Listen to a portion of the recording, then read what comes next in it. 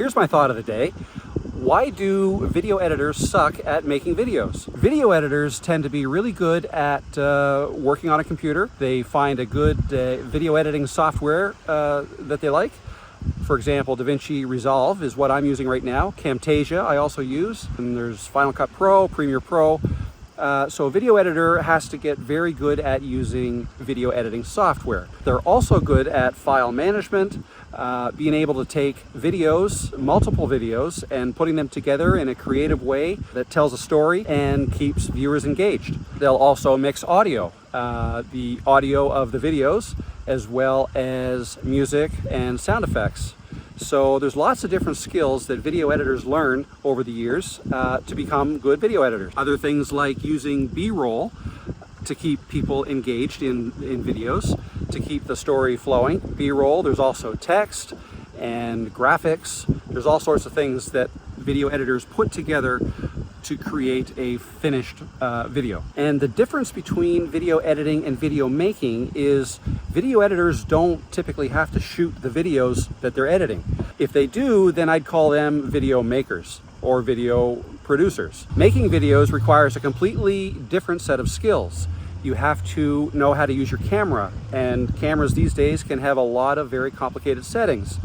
Unless you're using a phone, which I'm using right now, but you may use a DSLR camera, a mirrorless camera, a full frame camera. All of these cameras have different settings for things like frame rates and shutter speed, f-stops. There's all kinds of things, and I'm just getting into it now. I'm certainly no expert, and it can be very confusing.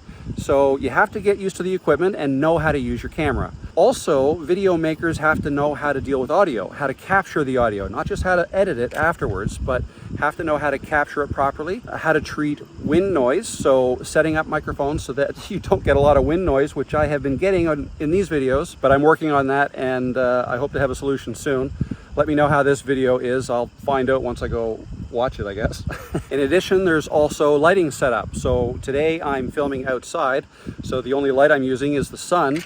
This isn't the ideal time of day to shoot. It's 2 o'clock, I think, in the afternoon, and the sun's pretty high, so that's casting a shadow on my eyes. They typically say, from what I've seen, golden hour, I believe it's called, is when you shoot just before dusk or just after sunrise.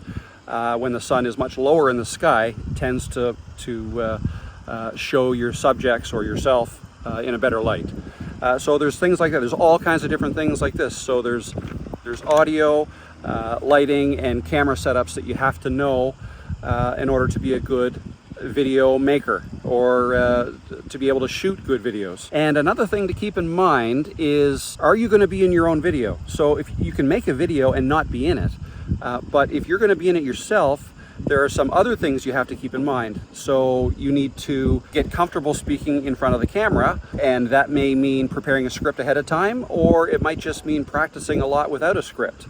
Either way, you're going to want to have some idea as to what you want to say. So you may want to jot down some notes. You may refer to your notes while you're filming yourself, and then you can just edit it out afterwards in post. Or you may use a teleprompter and have a script completely written out, and then you just read it word for word.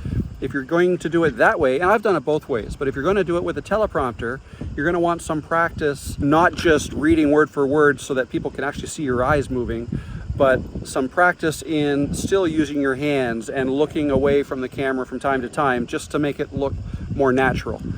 So that's a skill. So there's lots of different skills you need to learn to be a good video maker. And video editors don't have these skills by default. They have to practice them.